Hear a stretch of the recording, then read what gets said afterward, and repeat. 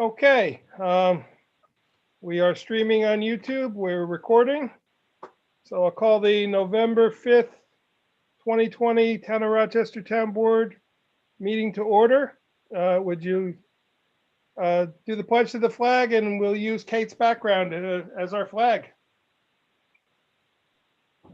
I pledge allegiance to the flag of the United States of America and to the republic for which it stands, one nation, under God, indivisible, with liberty and justice for all. Okay, I'd ask Kate to do the roll call, please. Councilwoman Anowen, Here. Councilwoman Hagen DePew, Here. Councilman Hewitt, Councilman Paddock. Here. Supervisor Baden. Here. Okay, we have a quorum. The first item on the agenda, let me share screen here.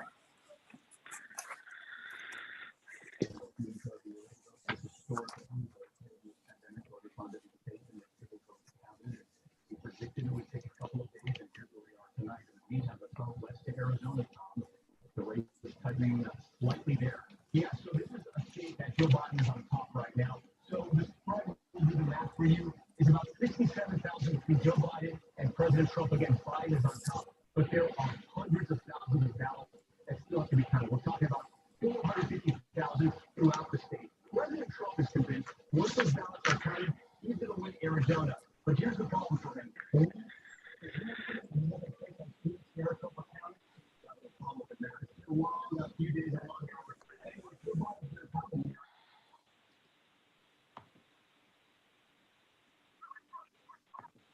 Sorry, that took a long time. Apologies. So the first item on our agenda is the 2021 preliminary budget presentation and public hearing. We have one person I see who has called in. Let me just get to that person.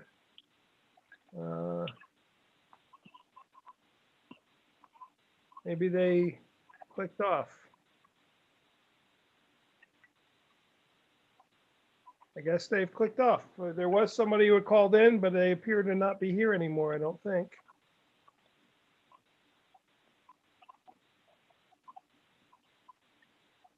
No, they are not here. So, so with that being said, we will go back to the screen share. Okay, for the public, the preliminary budget for 2021 as established by the town board has a total of $4,169,079 in operating costs, a tax levy of $1,951,674. This is a 4.63% increase in the tax levy. We are under the tax cap. In terms of what this means to the budget. Sorry, we just had somebody phone in here. So let me see if that person wants to speak at the public hearing. For the average household in the town of Rochester, this would equal about a $25 a year tax increase. So while 4.63% may sound like a lot, consider that a 1% tax increase is $5 a year, because the average household currently pays $498 and some odd cents in taxes. So it is not a significant increase. The board feels very comfortable. What we have done is we have allotted $50,000 for new playground equipment for some one-time purchases. We have allotted $50,000 for buildings renovations and or repairs. We just conducted a building condition survey to develop a 5-year plan for logistical improvements to town of Rochester buildings, which have been neglected for probably a period of 20 years or so. The town has only responded to immediate needs and has not done any real maintenance or anything. So that's what that 50,000 is for. We have budgeted $10,000 for new computer equipment. We have budgeted $10,000 for a building and code enforcement office software program, which will make that office be much more able to respond quicker to residents' needs. So those are the high points. We also are budgeting $30,000 for a new either pickup truck or SUV for the buildings and various town departments to utilize. And we have budgeted $45,000 for a new pickup truck for the highway department, which we are very much in need of. That truck will be reimbursable by CHIPS funding, federal highway money. So let me see the person who, there's Mary Lou.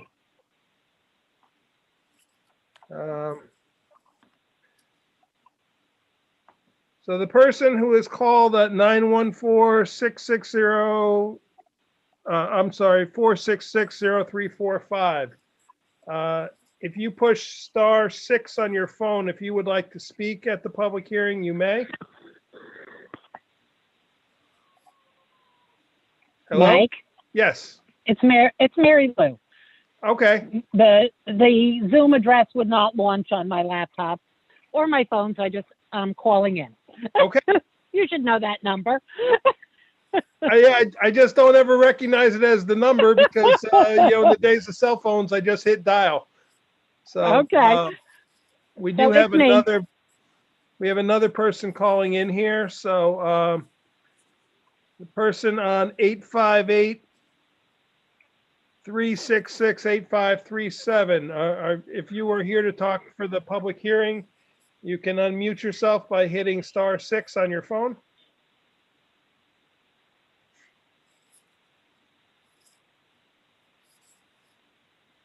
Okay, that person has logged out.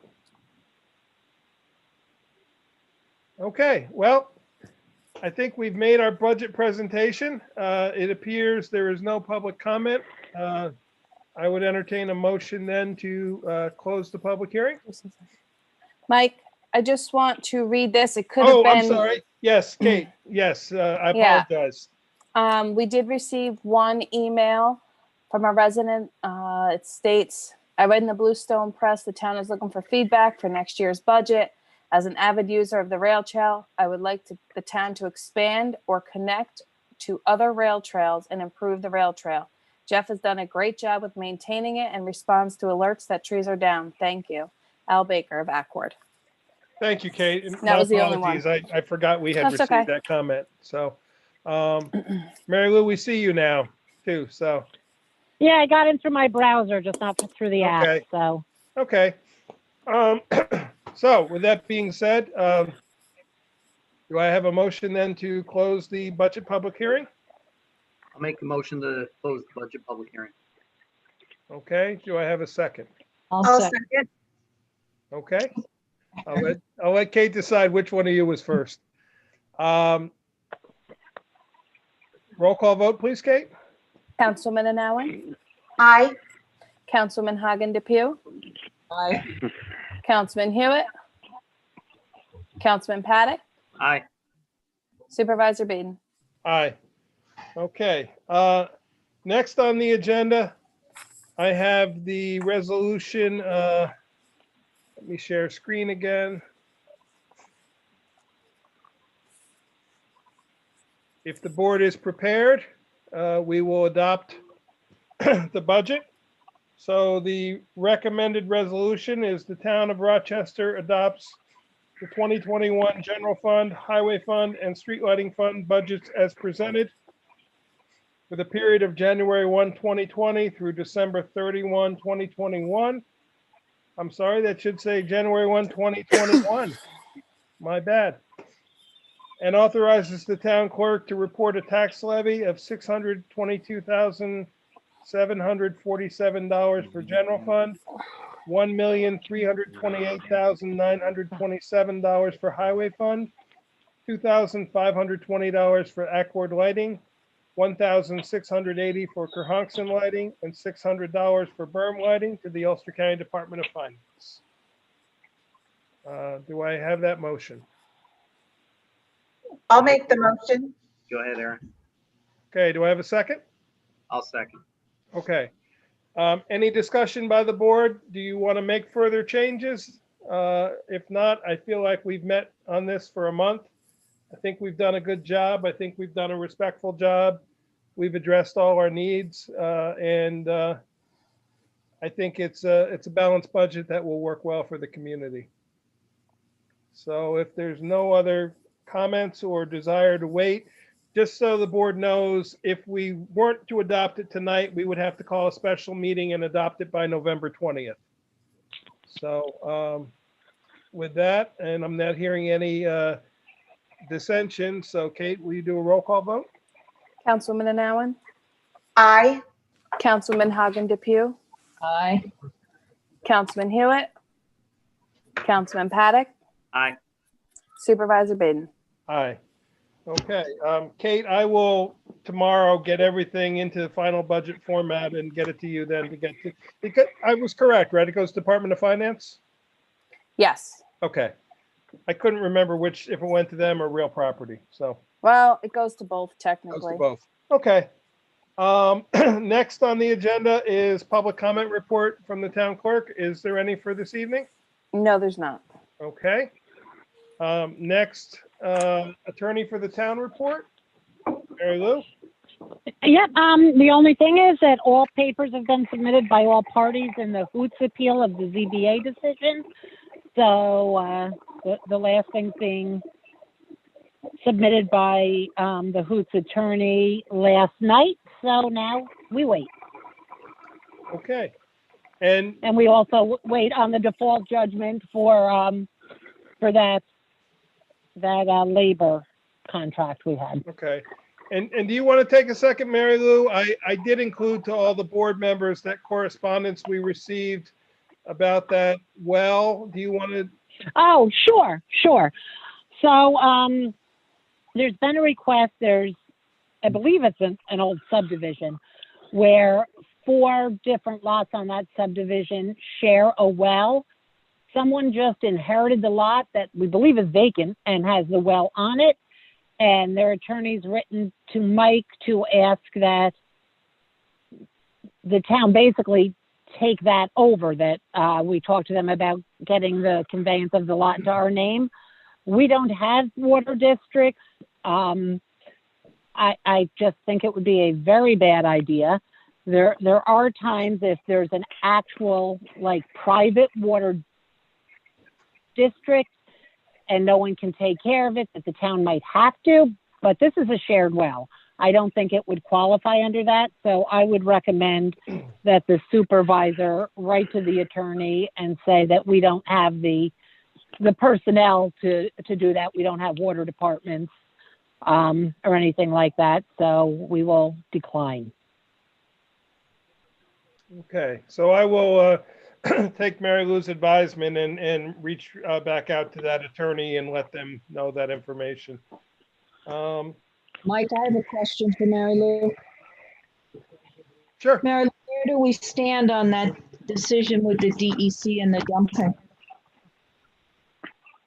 From last year, October? On the judgment, Yes. I never got, excuse me, I mean, we have our civil compromise with them. I don't expect that there's anything there for us to get on that. But Rick are we, sent me Are Go we ahead. pursuing it at least to see that we're not going to get anything? I mean, that was a lot of money. Well, yeah, and from what I see and from the information that I got from Rich, and he may have more, he had told me he has a lot of information. He did send me some over the summer. You know, it looks like we're talking about one truck. You know, I'm not an investigator. I'm not the person that you want to be doing an investigation to find more assets. If you want to, the town board could hire somebody to do that because, yeah, maybe there is something hidden there. Were there not assets or something of the company name that could have been filed against? There's one truck, and if that truck has been used in hauling hazardous waste, I don't think we want it.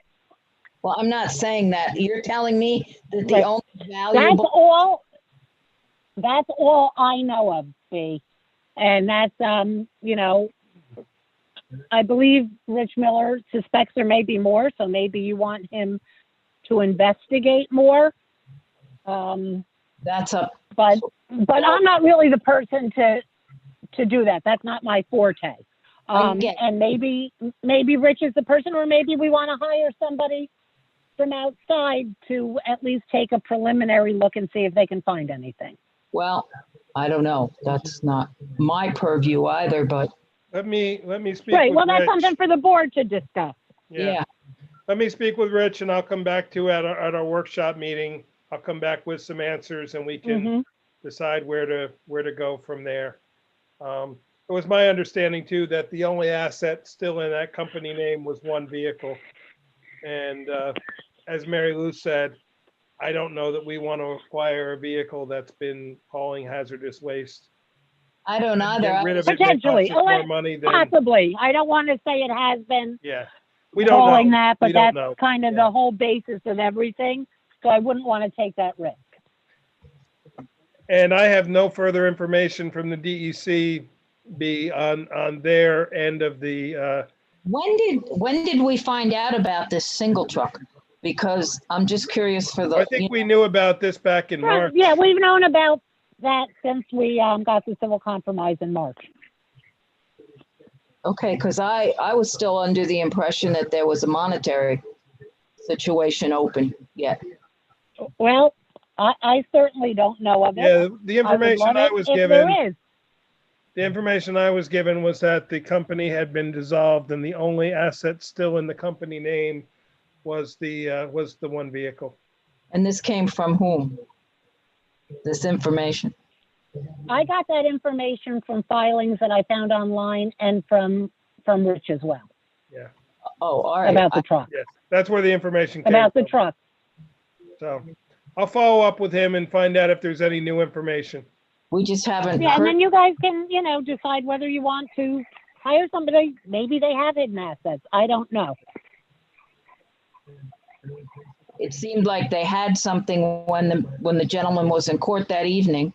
And then we didn't hear anything for a while, and now there's no assets, which, Oh no, I don't know of anything they had that evening other than the truck. Right. I think that if they had a lot of assets, they wouldn't have entered into that compromise because they would have been basically kissing them goodbye. Yeah. will they not be paying the DEC their portion? I have no idea. I have no idea. That's up to the DEC. And yeah, If there's no assets and there's nothing to, I don't know, I can't answer what the DEC, ability they have to go after individuals or, I have no idea about. yeah. So, I just got curious because we hadn't talked about it for a while. yeah, I was going under the assumption that there were no assets and that we were not headed anywhere with it. So, Okay. okay. Well, thank you, Mary Lou. Anything else, You're Mary Lou? that is it. Okay. Kate, do you have anything to report? Oh, you're muted. Sorry. That's okay. I actually just got an email that was a public comment. It was after 5 o'clock tonight, but it was a public comment for the meeting that if it's not too late, if I can read it. Yeah, go ahead. We'll at least read it into the record. Okay. Am I too late to submit a comment? If not, please accept the below comment for the public hearing. I read that Ellenville voted to close their town court, which essentially operates as a fine collection center, because the cost of keeping the court open far exceeds the amount of fines that are being able to be collected. The preliminary budget says that we expect to collect about $75,000 from fines and bail forfeitures, and that the court costs $130,000 to operate. I encourage the board to look into what percentage of the fines imposed are actually collected and how much we spend trying to collect, rather than balancing our budget on fines that people are already struggling to pay, and especially in light of COVID-related economic stress that could result in an even lower collection rate. Perhaps we consider following Ellenville's lead in closing the court. Thank you very much, Emily Dindile Kerhonkson. Okay, that was the person who called in before. Okay. Just a quick response to that. Ellenville as a village is able to close their court because they can consolidate with the town of Wawarsing. And Mary Lou, you could probably weigh in on this, but under state law, we are required to have a court. So we have Oh, no, absolutely. Absolutely, we're required to have a we have court. no ability to close our court. And I'm not familiar with the article that the letter is speaking about, or what this woman heard. So I don't know, Mike, maybe you are. Yeah, there was closing an their court article and that merging? the village of Ellenville is considering closing their court, and not considering, I believe they are as of January 1, and will be utilizing the town of Town court Wawarsing for their court as a shared service. Okay. So, but because the village of Ellenville is in the jurisdiction of the town of Wawarsing, they are allowed to do that. Right, but towns must have courts, Right. yeah. Like we could share a facility with another town court, but we would still have to Mhm. operate independently with our own justices, our own court clerks, our own procedural. Right, sure, like Marbletown and Rosendale share a court Correct. room, but they have independent judges, independent clerks, independent offices. Right. Yeah, the only reason Ellenville is able to do this is because they are a village within a town. So, but the comment is definitely well taken. And the only other thing, I received a resignation from the constabulary from Michael Coriali. Right. That's it. Okay. And board members, did I share that with you? If I did not, I will send it to you. My apologies. I believe I did. Yeah. I will say it was a very well-written letter, and I appreciate the statements made in the letter thanking us for, and I want to thank him for his services. And I understand that his life outside of the town of Rochester has changed, and he's unable to continue, and that is his reason for resigning, is work commitments and personal and family commitments. So supervisor's report has been for October has been filed with the town clerk, and you each got a copy today. We are in good financial situation. The general fund, we currently are at essentially a break-even point at the end of October. That being said, we have some significant revenues coming in the next 2 months. We have the additional, the second solar payment for the airport road site. We have our yearly Cablevision from Spectrum franchise fee coming in.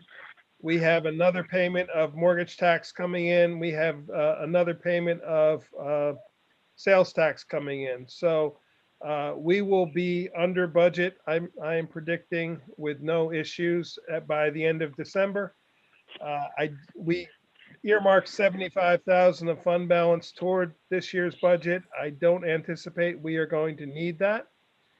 And as well in highway, we earmarked 140,000 of fund balance toward that. That was to pay the the bond anticipation note the two bond anticipation notes that we still hold, and those are $140,000.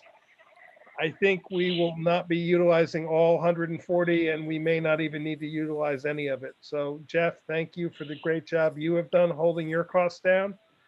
You're welcome. And Thank you. thank you, board members, for all the work we've done. We are in pretty good shape. So next, the announcements of the October 2020 financials.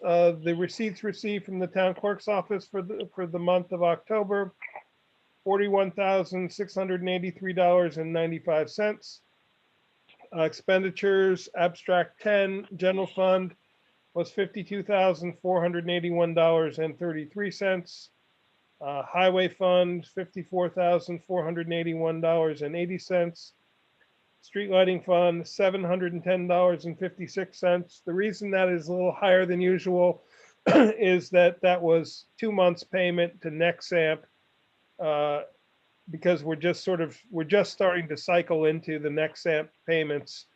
I will tell you, the Nexamp money appears to be paying exactly what it's supposed to, because our Central Hudson bill for the street lighting funds were under $1 for each fund. One of them was 22 cents, one was about 40 cents, and I can't remember what the other one was. So the grant account, we paid out $4,097.49, and that was for the continued addition of the porch and the roof over the accessible ramp to the annex.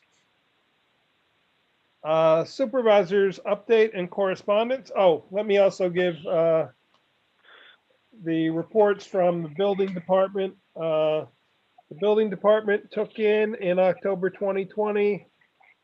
Sorry, wrong report here. Total of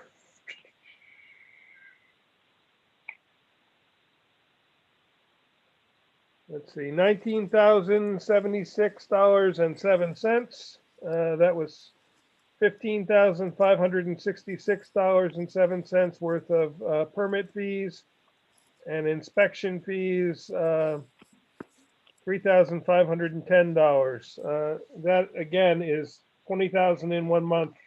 Shows the trend is continuing that our building department is knocking it out of the park. Also, I got an email from Becky with the new municipal search fees. She has informed a couple of the title search companies of those new fees, and she said not one had an issue. And a matter of fact, we've had our first request for an expedited one, and they were very happy to hear that they could get that option. So it appears we have not overpriced the market with those new fees, and people are willing to pay them. Planning and ZBA office, they took in $150 from ZBA fees, $2,350 from planning board fees. That is for a subdivision, and it is a sizable subdivision, if I remember correctly. This is behind the Veritas Villa. They are looking to subdivide some of the land behind that they don't really utilize anymore, and they want to downsize a little bit. So they are looking at doing a subdivision up there, and that's being reviewed by the planning board right now. That's it on that. Your COVID-19 report, I wanted to just bring to your attention, total cases in Ulster County have been 22,588. There are 258 cases remain active, so about 10%. There have been 98 fatalities. In the town of Rochester, we have had a total of 46 cases. We have 5 active, which is great news because we were up as high as 11 for a little while, maybe 6 weeks ago. So we are back down to 5. There have been 4 fatalities. The census, the push toward the end was great. Ulster County ended up with, on a whole, 61.9% of the people responding. The town of Rochester is at 54%. Last year, we were at 53.8. So we are right in the same places, or not last year, 10 years ago, last census. So we're right in the ballpark. Part of the reason we are at such a what appears to be a low number is every residence gets a census and gets included as a potential. Second homes are not counted. So as people respond back, and we do sit at about slightly under half of our residences are considered second homes or part-time residents. So there we go. The census has proven it out to be true.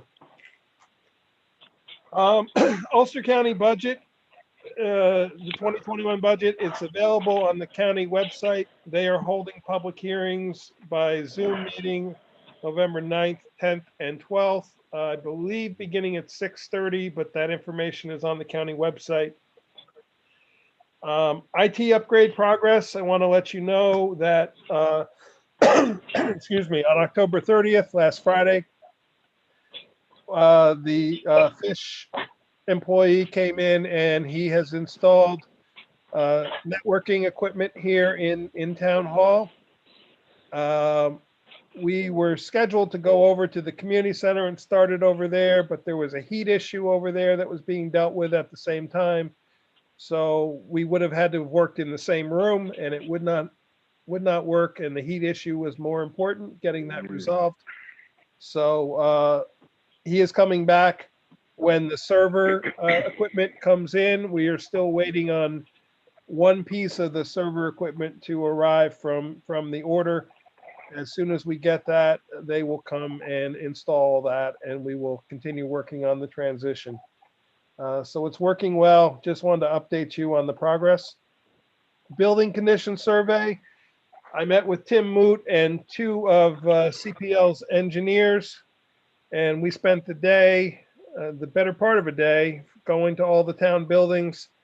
They took a lot of photos, a lot of notes. They are preparing their report, and I anticipate we'll see it sometime before the workshop meeting of this month. He said it would probably take about 2 to 3 weeks to compile their report. So I'm anticipating probably next week or the week after at worst that we'll see that report. Courthouse renovations, we already have spoken about that. The roof is continuing, or the porch area is continuing. That's paid for by the Justice Court Administration grant. We're also going to add a porch overhang over the front door of the main courthouse as well. And so when Mr. Hasbrook has completed the work he's done where he's working now, he'll move over. But if you've driven by, it really looks nice. He's done a great job. And I imagine that will be completed probably in the next couple of weeks, at least the part he's working on now, and then he'll move to the other one. He had to stop for voting. He had to stop for court. So it's been, but he comes and works when the weather is nice and when he's able to work. Community center filing room. If you've been over at the community center, you see that a substantial amount of work has been done there by Will Farrell and Pat Davis, two of our town employees who are doing the work for us. I'm anticipating that they'll get that all if it's not already completed by now, they may have finished it this week. If it's not, it will be completed being boxed in next week, and then they'll start the interior of that. Total cost of that whole project is probably under $6,000 to $7,000. So money well spent. New York Rising, Algerville Firehouse. I know it feels like maybe that's a long forgotten thing, but we're finally getting plans out. They're going through the third-party review right now. I was just on a conference call. With any luck, they will be expedited and released out to bids within the next couple weeks, and we're going to do as quick a bid process as we can. We expect the bids to be probably a 4-week bid process, so we expect the bids to be back sometime December, and we'll be moving forward on that. At least they will get the the demolition part done of the existing structure and any interior work they can do until March. And then as soon as March comes, they can jump in on the remainder of the exterior. Wanted to announce that the town will be holding a Veterans Day ceremony, as we always do, on November 11th, next Wednesday at 11 a.m. It is a very informal ceremony. If it will be an in-person ceremony, anyone who can attend, we ask that you wear a mask and that you social distance, but we will certainly be able to do that. So we will be holding that next Wednesday at 11 a.m. And also, Ashley submitted to us a Halloween report. It's in your files. I want to just thank them. They did an amazing job with the drive-through trick-or-treating. I want to take a second to thank, and I apologize if I've forgotten anybody, but Friends of Historic Rochester, the Accord Fire District for helping man stations that people stopped at. Adam, your wife, Jamie, had her own little station. And was that Eric and your son and your daughter with her? Maddie was there. It was actually a prop skeleton, so no, not Eric. Oh, But, the skeleton looks very real. They said so spectacular. I didn't know if that was Eric in the skeleton. He's a thin guy, but not that thin. Yeah. But no, they said it was so spectacular, so wonderful, so really, really, really amazing. They're looking forward to it next year and doing it bigger and even better. We definitely want to do it again next year. The only issue we had, we almost ran out of candy. Bethany Denon saved the day and ran to Dollar General and with petty cash and bought them out of candy that we could find on the night before Halloween. Yeah. And I was in the back at the community center opening up boxes of granola bars, and we were giving out little bites, muffins and granola bars, and the kids didn't seem to mind. So we never ran out, but we had probably double what we anticipated having. So that's a good problem to have. And I just want to also thank Jeff Fry and Chad Cooper and Tom Crotty from the Highway Department. They manned a station that was exceptional. They made the plow up into they decorated a plow to look pretty scary, and the three of them were definitely in costume. And then at the town clerk's office, we had Tina Post and Christina Ferrara, who were great. And then at the pavilion, Leanne Warren from the court clerks. So it was a great turnout. Everybody seemed to really appreciate it and enjoy it. Also, we had the online costume competition, which several of us judged, and we got a letter from Ashley today just thanking Saunderskill Farm and Kelders Farm. Saunderskill gave us donuts and Kelders gave a season pass. That was 2 of the 3 prizes to our costume winners. And Ashley did a financial report for you. The whole event cost us approximately $270. Well worth it. Well within our budget. So thank you to Ashley and Bethany and Rita for putting this all together, and glad it works so well. Can I just ask, what's up with all the killer clown costumes? I don't know. That was big this year. Well, looking at so many great costumes, I was like, whoa, I'm scared to go there. And that one was totally they were well handmade. done. The one that won the best costume, the person who made it, it was totally handmade.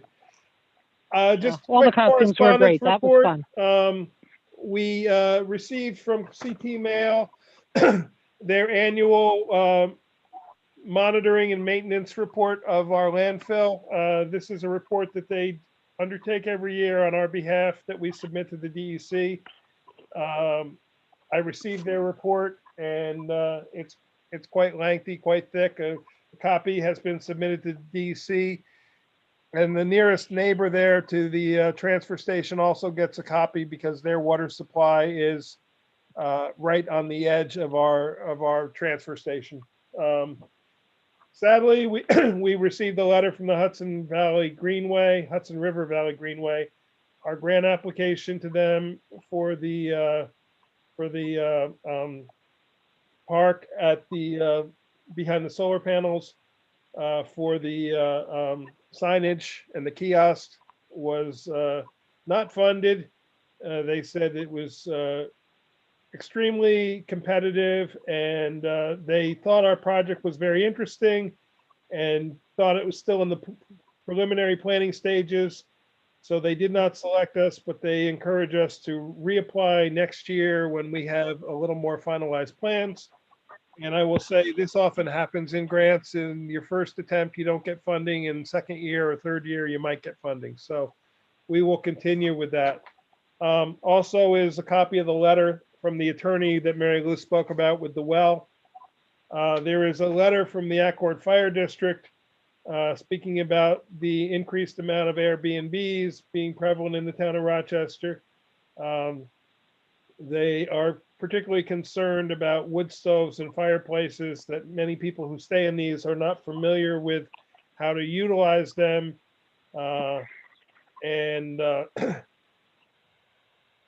They're concerned about fire prevention standards in some of these facilities where there may be no smoke or CO detectors, no fire extinguishers, no evacuation plans, no exit signs, no list of contact information, no locations and types of utilities, and no access for fire department apparatus.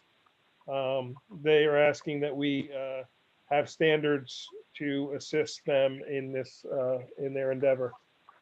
And we also received a letter from Central Hudson about trees and the danger of trees near wires.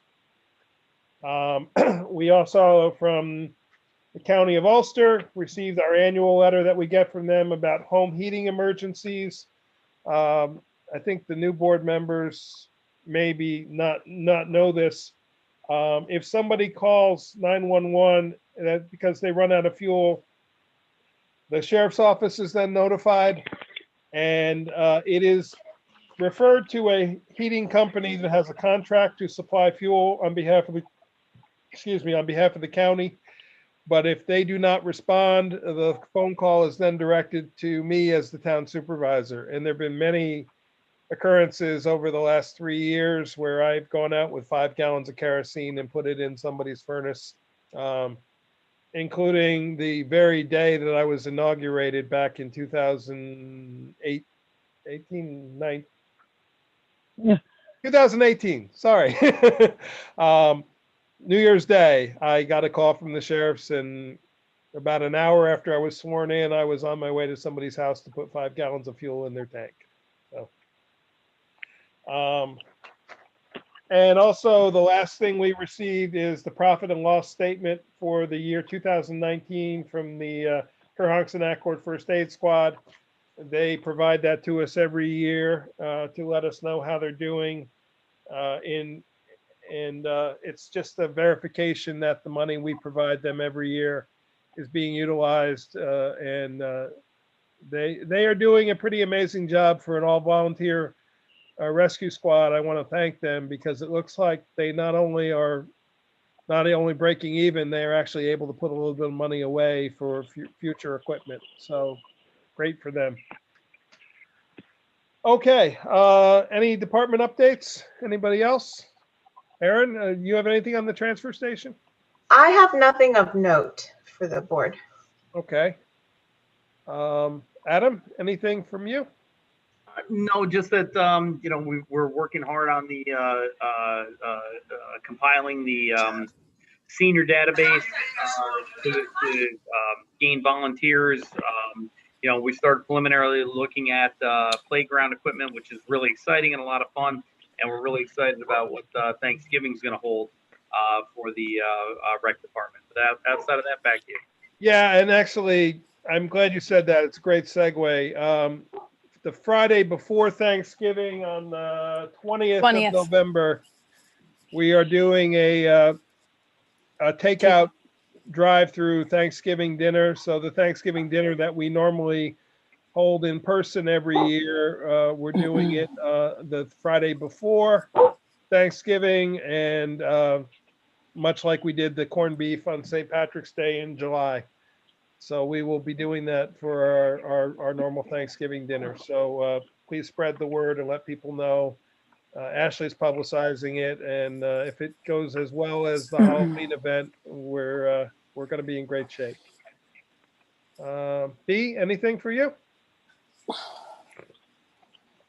Nothing really. The court is doing, as you said, you know, with the outside work, and Mr. Hasbrook is great. Yep. Okay. Jeff, Highway Superintendent, you have any updates? No, I don't really have anything, exciting. We're plugging along. We finally got our 2 trucks that we had in Latham, New York, to have two new dump bodies put on. We finally got them back. So we've been tweaking on them a little bit. But other than that, we're just plugging along, doing what we can do while Mother Nature's still trying to be kind to us. So that's pretty much it. Do you want to say anything, Jeff, about that? We got a notice yesterday. Ulster County is going to be replacing a culvert on Sampsonville Road, very near it's near Rochester Center Road, and Cemetery Road there. So correct. Yep. They have the consultant that is working with Ulster County has proposed a detour that Jeff and I both have some concerns with, as well as the county. They actually have some concerns about it as well. So we're going to be in contact with them. This is work that would not be done until 2022. This is just preliminary to establish the funding for it and to establish it as an Ulster County capital project. So it's not anything that we have to address immediately, but I just wanted to make people aware. And also the bridge there on Sampsonville, it appears that project has been kind of put on hold. I think they came up with some bridges that they thought needed more immediate repair. So I'm going to find out from the county. They were originally scheduled to start that project this fall. I have heard no more discussion about it, so I'm going to find out when it's been moved to. My suspicion is it's been moved. Mike, which bridge was that? The big one here The above? one by Mrs. Collier's. Okay, Just past Mrs. Collier's house there. the big one. Yeah. Yeah. Yeah, it's scheduled for a complete replacement. And they were in discussion with Mrs. Collier. They had to do a trade of some land there because of the abutment and everything. But that was the one we had the meeting at the Dude Ranch last year on. So, but it appears the project may be being pushed into 2022 instead of 2021. Constabulary report.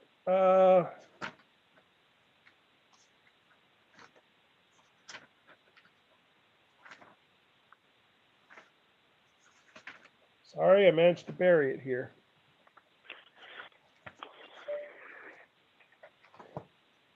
Hey, do you have yours handy? I do.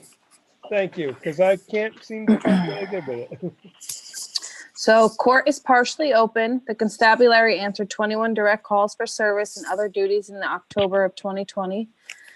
These included 13 neighbor-to-neighbor and quality of life complaints, 3 resident traffic complaints, Whitfield Road, Millhook Road, and Granite Road, 2 environmental complaints, Lakeview Road and Queens Highway, 6 building department violations, 3 new court cases opened, 24 court proceedings remain open, and 0 proceedings closed.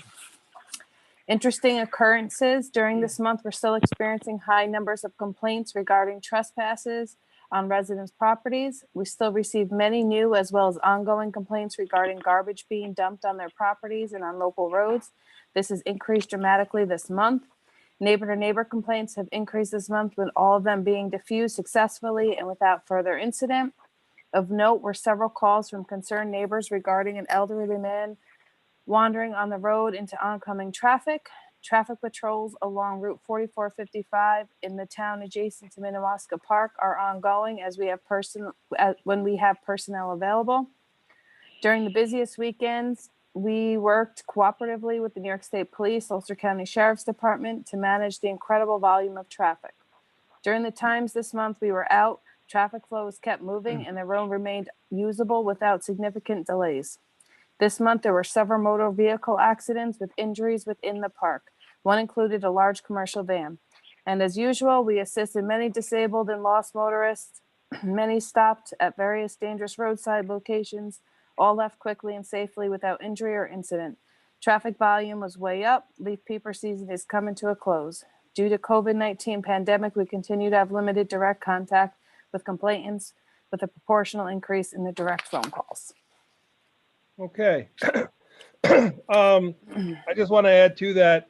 I want to really thank the constables. The 24th and the 25th, I believe, of October was traffic like I have never seen up there. The 24th, it was very managed. We had limited cars parking along the road. There was a pretty significant vehicular accident up there with a FedEx truck who ran into somebody who had stopped to pull off, and the FedEx truck got impatient, went to go around them, and when they went to go around them, ran into somebody else. One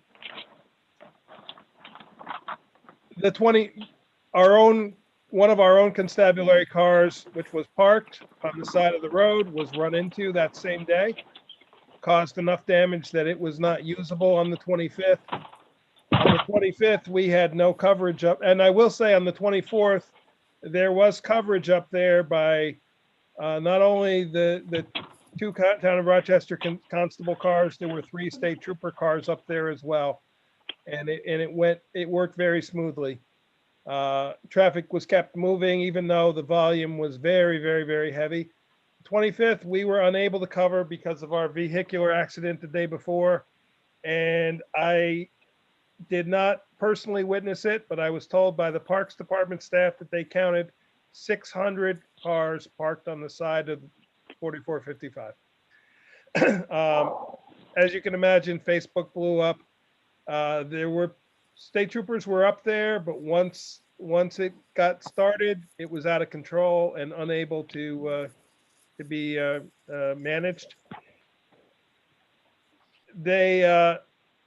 I heard from Eric Humphreys, the park superintendent, that they don't even have the capability of parking 600 cars at their full capacity.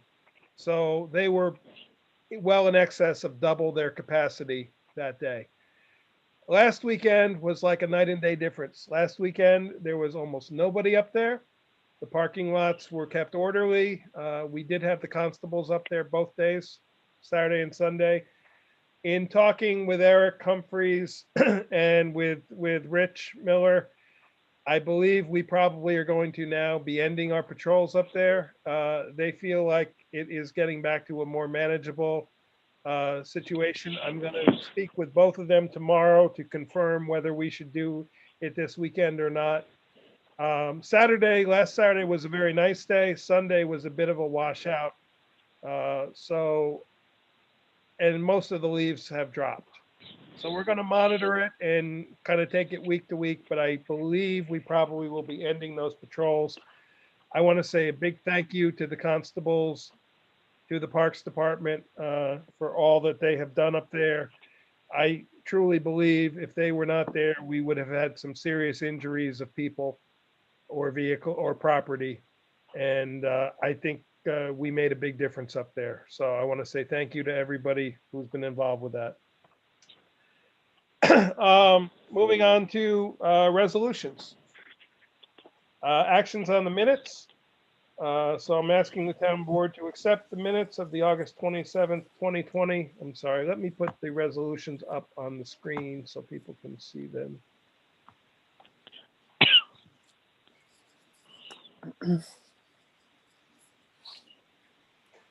To accept the minutes of the August 27th, 2020 audit workshop meeting, October 1st, 2020 regular meeting, October 6th, October 14th, and October 21st special meetings, and the October 29th audit workshop meetings.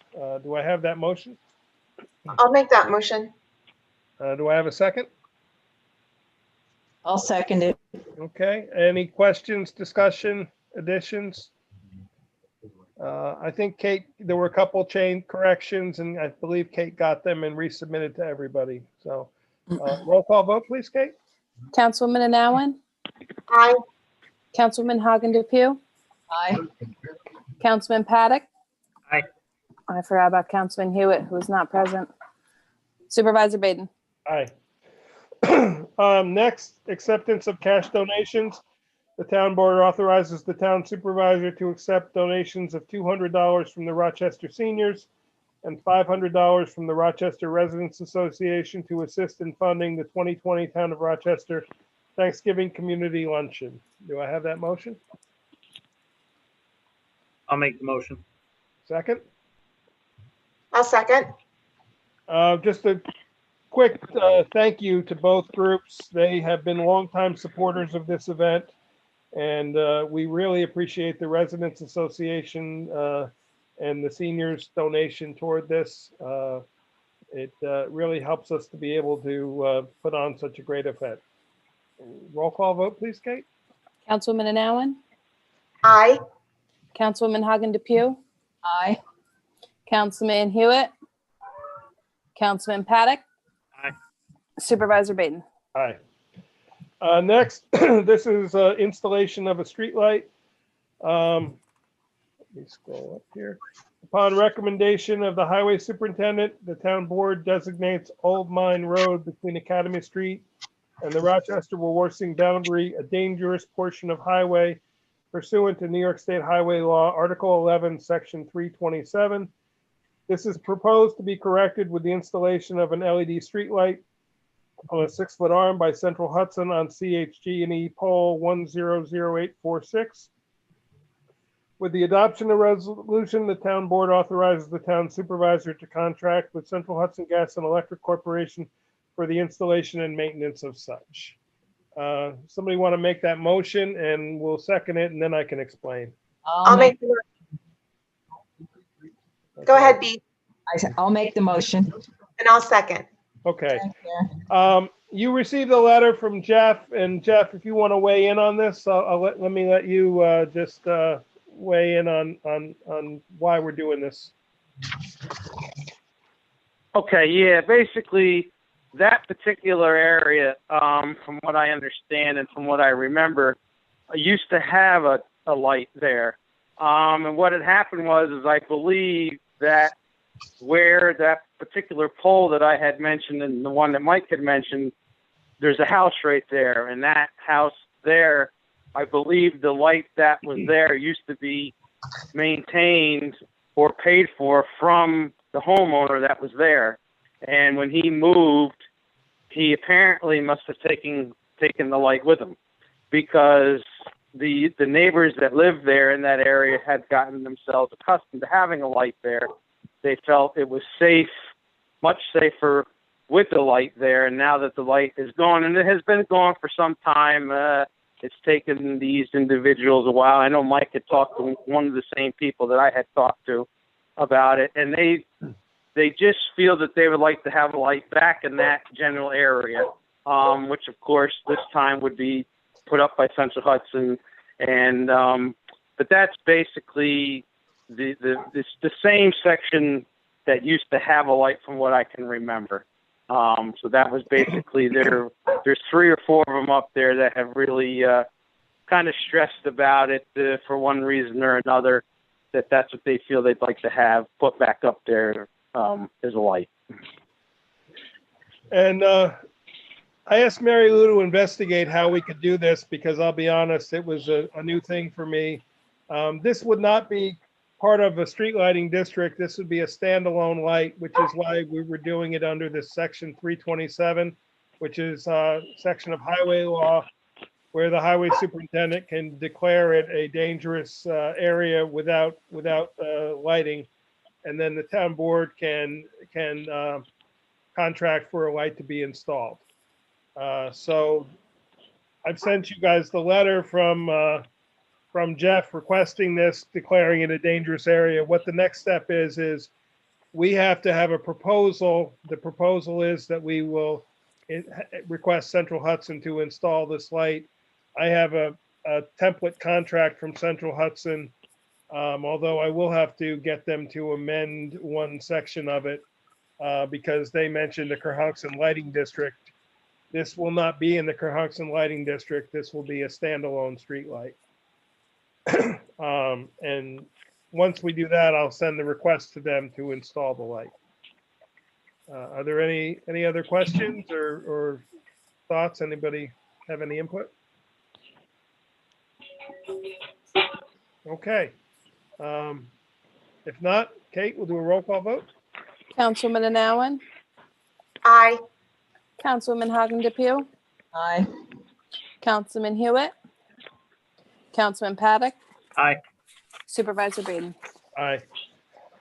Okay, the next, we'll make the motion again, and then I'll let Jeff explain. This is authorization to sign a contract.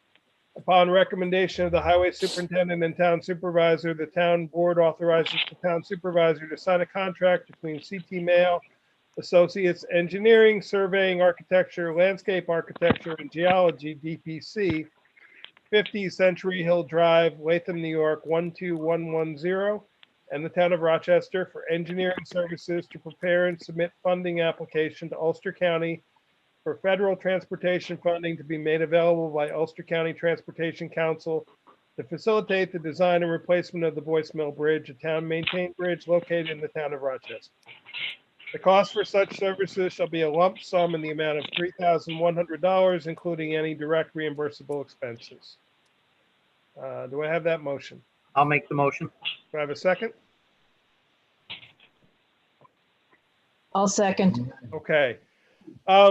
You remember we've been talking about the Boyce Mill Bridge. We were going to apply for New York Bridge New York funding, and we have a letter of agreement with CT Mail that they came and looked at they came and looked at our paperwork, and when and if New York Bridge New York funding was going to be available, we had an agreement to then reconsider whether to consider whether to contract with them.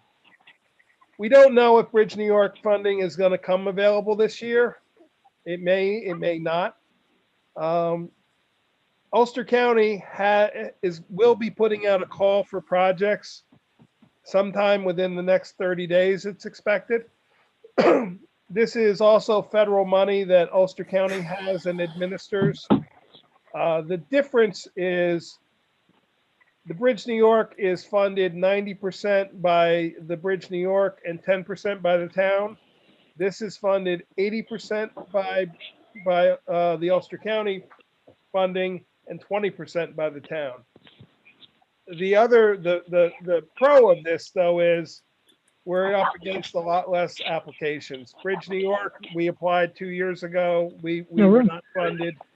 Hundreds, if not more, applications get submitted to Bridge New York. To the Ulster County, it probably, my guess is, will be less. Well, I'm certain it will be in single digits, less than 10, and very likely may not even be, maybe less than 5 applications get submitted. In talking with Brian Slack from the Transportation Council, there has not been a huge amount of interest in this. They have money set aside. It's $2 million set aside to fund projects. What I'm asking for now is basically $3,100 that cost would be borne by the town. It's not reimbursable.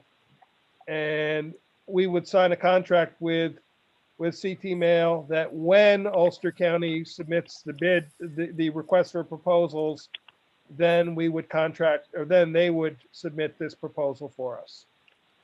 So Jeff, did I forget anything? And I'll let you sort of weigh in on why we need this. No, you didn't do any, you didn't forget anything, Mike. That was excellent. Yeah, basically this is going to be very, very helpful. The bridge, just this, late spring, early summer, I had to take back down from 13 ton. It's now presently 9 ton, which 2 of the guys that we met with from CT Mail were kind of surprised because the last pictures they had seen, it was still posted 13 ton. So of course they were kind of surprised to see that it was down to 9 ton. So this funding from the County, which the gentleman that was there, that Mike had mentioned his name, made it, was pretty confident that we very well could see some money from this for this bridge, and it's well needed. At 9 ton, I can't even go across it with any of my trucks. I have to reroute for the wintertime plowing. Many other people have to reroute, which they've kind of gotten used to, but this has been a long time coming for this particular bridge, and I'm afraid that one of these days we're going to run out of tonnage, and we'll end up having to close the bridge, which will be devastating to us and to the community that lives right there by the bridge. So this will be a good thing if we can get it moving forward. Like I said, I left there feeling very confident that this sounds like something that most likely could happen for us, and I hope it does. And this would become a bit of an expedited project too if we the call for projects will probably come out in either the end of this month or early December. We'll get it submitted. Probably the funding will be designated in early 2021. We would, if we were funded, we would get into design stages. And my guess is we would see a new bridge in there some point in 2022 or maybe even in the fall of 2021. Yes, we may end up having to spend a little bit more, but I think it's a little bit more of a given. I won't go so far as to say it's a guarantee that we'll get approved, but Bridge New York, when we were competing against the entire state versus one county, I think our odds are a lot better. They seem to anticipate that this would be about $1 million bridge. I know it seems unbelievable that a short span like that, but the good news is it appears the embankment is and the Jeff, correct me. I'm trying to remember the right word. Abutments. Abutments. Thank you. Yeah, the abutments. Yeah. It appears the abutments are still in good shape and can be reused. Yes. They can. Yep. They did climb down underneath and take quite a bit of pictures of it. So at this point, all we're doing is we're formalizing a contract with them. If and when, and not if, it will be when the county submits this request for proposals, they will prepare our application for us for the cost of $3,100, which we do have in our budget for engineering in the highway budget also. So any other questions or discussion? Okay, Kate, we'll do a roll call vote. Councilwoman Anowen, Aye. Councilwoman Hagen DePew, Aye. Councilman Hewitt, Councilman Paddock. Aye. Supervisor Baden. Aye. Okay, next, we have a resolution, and I apologize, when I made the agenda, we did not have that able to be viewed. Sorry, I suddenly changed my page accidentally here on you guys. Let me get back to the agenda.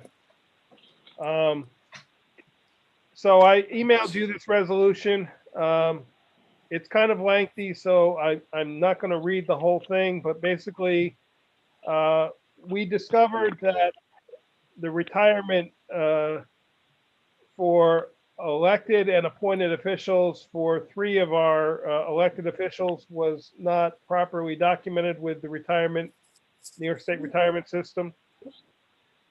We have to establish a resolution establishing the standard workday for elected and appointed officials who were not covered under a collective bargaining agreement. So for myself, Town Clerk Gunberg, and Highway Superintendent Fry, we will establish 7 hours as the standard workday for the supervisor, 7 hours as the standard workday for the town clerk, and 8 hours as the standard workday for the highway superintendent. And there's a procedure and process we have to go through after this resolution is adopted. This is step 1. Then Kate has to post this for a period of time Karen is on top of it, of what has to be done, and we will get this rectified. There is no danger of anybody's retirement not being properly credited. It's just a paperwork section that was apparently not done properly previously for those positions. So I'll ask for that motion, and Kate, you have the language of the motion. I emailed it to you, didn't I? Okay. I thought I would. I haven't checked this afternoon. so- I think it's there. If not, I'll send it to you tomorrow. Okay. So will somebody make that motion? I'll make the motion. Okay, do we have a second? I'll second. Okay. Any questions, discussion? Okay. Kate, roll call vote, please. Councilwoman Anowen, Aye. Councilwoman Hagen Depew, Aye. Councilman Hewitt, Councilman Paddock, Aye. Supervisor Baden. Aye. Okay, next, it's listed as a possible resolution, but I had a conversation with the individual today, and he has asked me that we go ahead and move this. So this is appointment of a part-time laborer. This is to fill the vacancy at the transfer station and buildings and grounds position. The town board appoints Jeffrey Subay Jr. to fill the vacant position of laborer on an as-needed part-time position not to exceed 32 hours per week at a rate of $12 per hour, effective November 8, 2020. Laborer duties shall be to work at the transfer station and buildings and grounds department under the supervision of the buildings and grounds supervisor. Do I have that motion? I'll make the motion. Do I have a second? I'll second it for discussion. So I know you may be a little surprised. This is the person who had the job, who resigned it. He decided that the job he had gone to was not working for him. He approached me about possibly coming back. I did tell him that come January, there would be some changes in the transfer station. And he is interested in coming back to us and would like to come back to his old job for the rest of the year, and then to be considered for next year for the new positions at the transfer station, in any capacity at the transfer station. So, so if there's no other questions or discussion, Kate, roll call vote. Councilwoman Anowen, Aye. Councilwoman Hagen Depew, Aye. Councilman Hewitt, Councilman Paddock, Aye. Supervisor Baden. Aye. These next two resolutions are in because we have adopted the budget. So this is request to classify and establish an employee position. The town board authorizes the town supervisor to request the Ulster County Personnel Department classify and establish a new employee position, of transfer station supervisor, effective January 1, 2021. Subsequent to such designation, the town board further authorizes the supervisor to advertise the availability of such position, subject to the pay scale as included in the 2021 general fund budget appropriations. Do I have I'll that? make that motion. Okay, do I have a second? I'll second. Okay, for discussion, I'll just let you know that I'll be working with Aaron and Chris at their request, and actually with the whole board, to identify the ad. The county will submit to us the job description for that position. I know it is a non-competitive civil service position, but it is a described civil service position. They already have a job description for such position, so we will get that from them, and we will make up our ad and get it out on Indeed, hopefully by Thanksgiving. And then I would look for us to have interviews at some point in early December. So, any other questions on this? I have a question, Mike. Yep. Of our other resolutions for hiring list, I understand that you put subject to the pay scale. Should we list the pay scale and the hours? You're gonna advertise it anyway. Yeah, I mean, it doesn't matter. I didn't list it in the resolution because all we're doing right now is asking to classify the position, so the pay scale and the hours don't matter. Okay, I partially because I would assume, like every other job, we put a range of pay scale. I mean, just because we budgeted an amount doesn't mean we're gonna necessarily pay that amount. We're gonna weigh it on the person's experience and everything else of what we offer. So I wasn't putting it in this resolution because we're just establishing the job at this point. okay. That was my plan. I mean, I'm happy to include it if we want to, but this is just asking me to go to the county to get the job description is what this is.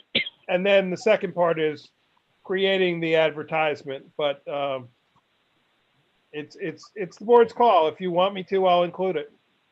I think it should go in the advertised part of it, maybe not so much for the county. Okay. Anybody else? So how about we say, subject to the pay scale at a maximum pay of $21 an hour, because that's what it's budgeted as. I Yeah. believe that's what it was. Yeah, it was, I believe, was it 20 or 21? I think it was 20. Okay, you're right. I'm You're right.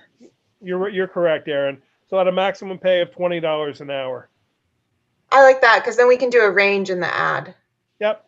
Okay. So we'll say subject to a maximum of $20 per hour instead of saying, so we'll replace pay scale in the resolution to say subject to a maximum of $20 per hour as included in the general fund budget appropriations. Yeah, that way whoever looks at it, if Okay. if an auditor, Aaron, you'll amend the resolution and who seconded it? Was that you, B? Adam, Adam, okay. So Aaron, you'll amend your resolution?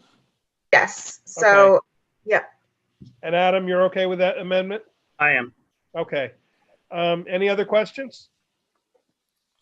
Okay, roll call vote, please, Kate? Councilwoman Anowen, Aye. Councilwoman Hagen Depew, aye. Councilman Hewitt, Councilman Paddock, Aye. Supervisor Baden. Aye. Okay, next, recommend resolution. The town board authorizes the town supervisor to request the Ulster County Personnel Department classify and establish a new employee position of laborer, Highway Department, effective January 1, 2021. Do you have that motion? I'll make, the motion. Do I have a second? I can second. Okay, the difference on this one is we will not be advertising for it because it's the highway superintendent's, once we create the position, the highway superintendent fills the position however they see fit. So if he wants me to advertise, we will. If he doesn't, that's okay too. So all we're doing at this point is classifying the position. I have a feeling it's going to come back that we already have one available, but I just want to confirm because it's highway department, not general that it's not a change for the personnel department. I don't think it will be. I think they're going to tell us that we already have a labor position created and have no issue with filling it. Mike, again, should it say subject to the bargaining agreement, collective bargaining? Sure. So, and establish a new position of labor highway department effective January 1, 2021, subject to the collective bargaining agreement. That's fine. I've got no problem with that. That just, again, establishes the wage part of it a little. Yep. No problem. Who made that motion? Okay. Adam, you're okay with that amendment? I am. Okay, and second was, Me, okay, and you're okay with that, obviously. You just so, any other questions? Okay, roll call vote, please. Councilwoman Anowen, Aye. Councilwoman Hagen Depew, aye. Councilman Hewitt, Councilman Paddock, Aye. Supervisor Baden. Aye. Okay, before we go to these next two resolutions, I just want to give I'm asking that we set 2 public hearings tonight. I'm asking that we set them for December 10th, which is not a regular meeting. It would be a special meeting. Aaron and I had a conversation. It doesn't look like the COVID is going to go away at any time, and that the governor will be opening up public meetings. Aaron and I had a Yeah, they've conversation. just been extended to the 3rd. 3rd of December. Yeah, because Yeah, it can I only figured as extend for much. 30 days. Yeah. So And I'm sure with winter, he's not going to suddenly open them. No, I agree. With that being said, Aaron and I came up, well, I give Aaron all the credit to coming up with this idea. We could set up a computer station at the community center. We would we would all be on Zoom as we are right now. We would set up a computer terminal that would be monitored by somebody, some employee, probably one of the deputy town clerks.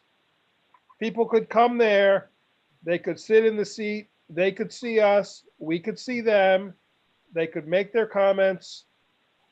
To me, it would be no different than if they came to the community center and saw us in person. They would not have to do anything except sit in a chair and speak. They would not have to log on to Zoom. They would not have to figure out how to get on Zoom. They would not have to, anybody that would want to call in on Zoom certainly can still do that. Anybody who wanted to submit written comments could still do that. I'm putting these up 5 weeks in advance to give everybody plenty of time to know about them, to make their comments to us. I specifically am going to put it up at a separate meeting, so we're not worried about a timetable of schedule of other agenda items. We can dedicate this meeting just to these 2 public hearings. I think if we keep waiting until the public can come actually speak to us in person, we're going to be waiting a long time. And the comprehensive plan is important, and the short-term rental law, we just adopted a budget that we included revenue from inspections in the short-term rental law. So we need to get it done. If we start the process now, we can always hold the public hearing open. We have to submit it for comments to the county planning board, to our own planning board. So I'm proposing that we move forward with these and see how it goes. If we don't think we have reached enough audience, we can always hold it open and move forward from there. But I think we have to take the first step. So Mike, go ahead. I would just recommend that if you're going to have that, opportunity at the community center, that should actually be included in the resolution and in the advertising, so people it definitely know will be that's included in the advertising, and we can certainly add it into the resolution. I'd recommend you add that into the resolution. Okay, why don't we add all the ways people can comment into the resolution then?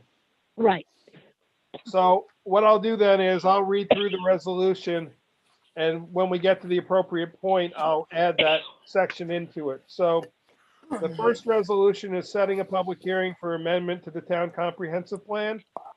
It says, whereas the town of Rochester convened the comprehensive plan and land use code review committee on February 6, 2020, whereas the committee met and made written recommendations to the town board, whereas the town board desires to amend the comprehensive plan appendices as follow to include the open space plan 2015 in its entirety, the historic resources report of 2008 in its entirety, the natural heritage plan pages 1 through 33, the natural heritage plan appendix A, conservation open area and critical environmental area maps, the National Heritage Plan Appendix B, which is the Catskill-Shawangunk Greenway Corridor Symposium Summary Report, and the Natural Heritage Plan Table of Figures and Details on Working Groups. That's pages 77 through 82. Whereas the town board has circulated notice and the documents of such amendment to the Ulster County Planning Board, the New York State Office of Parks, Recreation, and Historic Preservation, the New York State Department of Agriculture and Markets, the Town of Rochester Planning Board, the Town of Rochester Environmental Conservation Commission, and the Town of Rochester Historic Preservation Commission with requests for comment. Therefore, pursuant to New York State Town Law, Article 16, Section 272A, the town board requests the town clerk circulate and post notice of a public hearing to be held December 10th, 2020 at 6:30 p.m. to be held via video conference in compliance with the Governor's Executive Order 202.1 and successors, and request the town clerk post and advertise legal notice of such public hearing. And here's where we'll add: public comments can be made in one of four ways. Public may attend via Zoom teleconference and make their comments on the evening of the public hearing. Number two, the public may attend a session at the Harold Lipton Community Center at 6:30 p.m.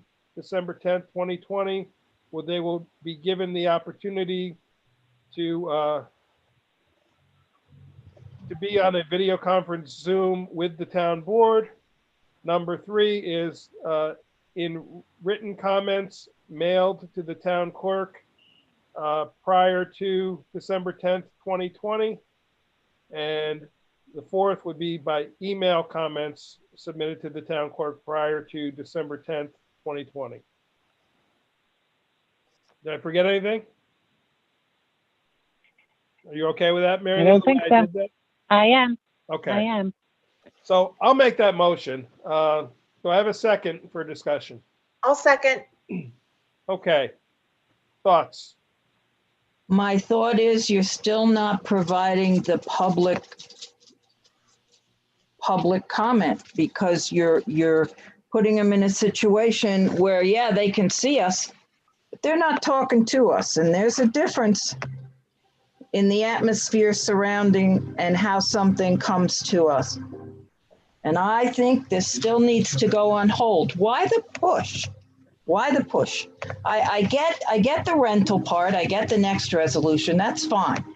But why is there such a push for this? I guess that's my question. Why can't we wait? That's my question. Well, I think it's important to establish these things as part of the comprehensive plan, because I think there are things that we all think are valuable that we would like our zoning and town laws to be able to tie into. And that's one thing that is really important. Like when we do the trainings, it's very important that we make our comp plan and our town code and town laws match. And I think that's what this does. And I think it's really important to do that. But it can. Oh, go ahead, Erin. Sorry. Go ahead. I was going to say that's why I wouldn't want to wait, because I think there's other stuff, that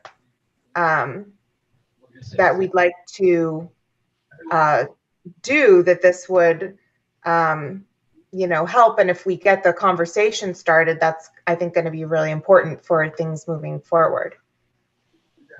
You understand that the objection to this not being public is the fact that you are changing surrounding areas of people's property, which then can change their seeker usage. It can change all kinds of things and impact people of the surrounding properties to these areas that are labeled this heritage plan. And then you're still going to ask them to pay taxes. And I believe that they have a right as taxpayers to be able to respond to this in person. This doesn't change anything on their properties. This becomes part of the comp plan. The comp plan is a fluid document. This is not a local law. This is not changing the designation of any properties. Okay. this is mapping. This is, That. you know, Mapping is another form of saying, okay, this property now exists based on thus. And they were worried how the deer were going to cross the road. And as long as I live, I will never forget the scenario that was painted to help these deer in this one particular meeting I went to, where they were going to put a huge culvert under the ground so that the deer could cross under the road instead of through the culvert, or instead of over across the road. Now, I'm sorry. If this is mapped out with all kinds of sense and sensibility, no person in their right mind would think that a deer is going to crawl through a culvert. I Also do it because they're trained to go to the barn that way after 50 years. I don't think that that's, you know, maybe that comment was made at a meeting, but we would have, we would have to initiate that. You know, it's. My point is, Mike, some of the ideas that has come forth from this comprehensive, not from the comprehensive plan, but from the heritage part of this are the most ridiculous things I've ever heard. And if I had a piece of property that's now going to be sitting next to this heritage, whatever we say it is, natural heritage plan, you are not going to tell me that if I want to do something on that particular piece of property, that it is, when I go to fill out my seeker plan, now I am sitting next to a national heritage piece of property, and there's something going to be different about what I have to check on that seeker. I'm going to be impacted on my seeker. And I believe people need to know that, and you know that's a fact. Because my response, sorry, go ahead, B. I'm sorry, I apologize. Okay, Mike, that's okay. It impacts the land surrounding it, and it's going to change the box that whoever's the bounding property owners to this property are going to have to check in seeker, and it's going to change how they can use their property. Therefore, you're affecting their use of property and telling them again how they can and cannot use their property, and then expecting them to pay taxes. And that's something they should be able to talk to us about right up in our faces, because I believe that is effective and not on a camera. I think there's a misunderstanding though of what this does. This doesn't say you can, this doesn't change seeker. This doesn't change none of this. This is just taking a plan that we paid a lot of grant money to get this plan done previously. Not on our watch, we didn't. Not on our watch, as did Warwarsing. And I know Warwarsing's already adopted theirs. However, my thing is, I don't care what you do with these new plans, they are going to affect surrounding properties. What the impact is today may be nothing, but building on it in the comprehensive plan in the future can make a big difference.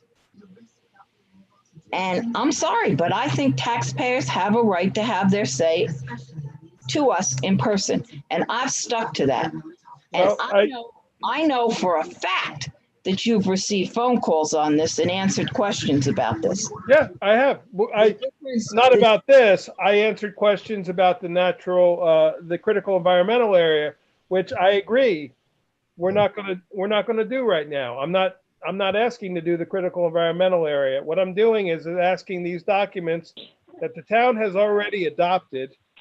You know, one in 2008, one in 2015. And the other one, I don't have the date here, but I believe it was 17. So Mike? I'm asking that we make them be part of the comprehensive plan. That's all I'm asking. Number 4 of this says to include the natural heritage plan, Appendix A, conservation open areas and critical environment areas maps. Right. Page 6. What did you just say? Did I not hear you say it does not include that? It does. What I said is it doesn't designate the critical environmental area. This is a research document that now becomes part of our comp plan. Until we adopt the critical environmental area, it's just that. It's a research document on a piece of paper. It's just showing the area. It's not like, if it's just like a map that you could use, anyone could use to see more information about their property. I've seen the document many, many times. I'm aware of this document pretty well because I attended all the meetings back in the day. So if you guys don't mind, I mean, here's the bigger issue is not that this particular issue is causing the conversation. It's, you know, how are we holding public meetings going forward? We just saw a presidential debate that said this COVID thing is going to go well into 2021. We can't stop the progress of our community. We can't stop the progress of our businesses. So again, you know, what we're trying to do is adopt a way so that most people are comfortable with Zoom. Mike's office and telephone is open basically 24 hours a day. But the long story short is that we want to make a venue. And Aaron, I when I heard this, I said, this is perfect. This is exactly what we need, is a forum where people can come and they don't need technology. It's essentially a board meeting with very, very, very few exceptions, other than, yes, we're not face to face. But again, if you know, you're doing a tremendous job communicating over this. I think we all do. And again, those very small group of people that don't feel comfortable in writing, don't feel comfortable on the phone, and don't feel comfortable on a Zoom meeting still get a very, very, very good experience. And again, it's not this particular issue I'm worried about. You seem to have a better handle than I do, but I'm worried about other issues later this year and all next year that we can't address when we need to. We need to have a litmus test to see if this thing it works, which I'm very, very confident it will. And again, Aaron, I think it was a spectacular idea. And I'd say we push ahead with this immediately. Well, this, and the other thing is this, all we're asking for is a resolution to hold a public hearing. If at the end of the public hearing, we hear a lot of comments of a lot of questions about what this means, what it does, we don't act on it. But until we hold a public hearing, we aren't getting, we're just getting feedback when somebody calls me or when somebody calls you. But they're public. What do you mean they're public? I don't know about you, but my responses that I have gotten are definitely negative. Well, people are calling because they're asking questions. I have spent a lot of time explaining. Now, what people have called me about is not about this, but about specifically about the critical environmental area. And as I said from the beginning, I'm not asking us to designate the critical environmental area. I'm asking us to adopt this natural heritage plan as well as the historical plan and the open space plan as part of the comp plan. But does the natural heritage plan, we've already stated it maps. It maps a proposed critical environmental area. Until it's adopted as a critical environmental area, we can make any changes we want to that critical environmental area. I think we're split hairs, and I don't think this is good. Because of the feedback that I've gotten. And I'll stick with my way. Go ahead, call the vote. But your feedback, B, is from anybody who called you or called me. This way, the whole board can hear people's feedback. I agree. But now, will you if the feedback comes back that people don't want this, then we don't do it. Okay. Shouldn't we all hear the people's feedback? Yeah. I would like that. Because and what are you going to do if you get no feedback? You just not sure. automatically pass it? No, I don't know, and I'm not going to commit one way or the other to it. I haven't heard from one person either way on it. So I'd love to hear from the public on it. Well, I'm asking to do a motion to hold a public hearing. I'm not going to commit to how I'm going to vote or how I'm not going to vote on it. I'm not trying to rush it. I want to hear what the public has to say. But I don't want them just calling me or just calling you. I want all five of us to hear what the public has to say. I don't disagree with that at all. Not at all. But you know, this is like the fourth or fifth time that you've put this on, and the fourth. It's the second time, because the last time we had a discussion, and if depending on how the discussion came out, I said I'd either put it on or not put it on. It was on there just because I put the information on there. We chose not to do it, but now it looks like this COVID isn't going away, and I agree with Adam. We can't. we are the only town that is not holding public hearings right now. Other towns are holding public hearings. The county is holding public hearings. Like I said, call the vote. I know what I'm going to do as far as this is concerned. Anything else, I don't know yet. Okay. So, anybody else want to say anything else? Just that we can always leave the public hearing open for more than just one meeting. Correct. So, And that is my plan right now, to let people to hear the public comment. We're not going to, I'm not planning on voting that night. right. It's a public hearing to hear information, and then we will decide what to do. Yeah, I'm excited to hear from the public on this. So, okay. Kate, roll call vote, please. Oops. Sorry. Councilman Allen, Aye. Councilman Hagen DePew, No. Councilman Hewitt, Councilman Paddock. Aye. Supervisor Baden. Aye. Okay, next, setting a public hearing, local law number 5 of 2020, amendment of chapter 140 zoning, short-term transient rentals. This is the resolution. The town of Rochester convened the comprehensive plan and land use code review committee on February 6, 2020. The committee has met and made written recommendation to the town board. The town board determines, with the increase in tourism over the past several years in the town of Rochester and adjacent areas, there has been an increase in the number of property owners renting to tourists on a short-term transient basis. The town board has reviewed the recommendations and made changes, and has developed a local law which imposes mandatory regulations and requirements on all town of Rochester property owners that desire to rent on a short-term transient basis their property. The purpose of these such regulations and requirements are to assure that the properties being rented meet certain minimum safety and regulatory requirements, thereby protecting both the property owners, occupants of such housing, and the residents of the town of Rochester. Therefore, the town requests the town clerk circulate and post notice of a public hearing to be held December 10th, 2020, to immediately follow the comprehensive plan public hearing held at 6:30 p.m. to be held via video conference in compliance with the governor's executive order 202.1 and successors, and requests the town clerk post and advertise legal notice of such public hearing. And here's where I'll add the same stipulations that we added for the public comment. And then we'll add and further, the town board requests the town clerk to circulate such local law to the Ulster County Planning Board and the town of Rochester Planning Board for comment. You want to change your time setting? To what? I don't know. You have them both at 6:30. No, this is immediately to follow. Okay. It says, to immediately follow the comprehensive public hearing held at 6:30 p.m. So first we'll hold the comprehensive plan, and then we'll hold the other one.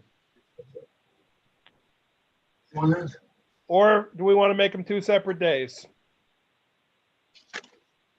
Well, let me get, I'll make the motion for discussion. Somebody else want a second, and then we I'll can. second it. Okay. What does the board feel? Are these 2 sort of topics that we should do separate meetings so people can just come and speak and then leave? Because somebody might want to talk about both. You know, it might be a good idea. I don't know how the rest of the board feels, but I feel like depending on how many people we think will turn out, it might be a good idea to hold them on different days. But I would agree with that, only because I remember the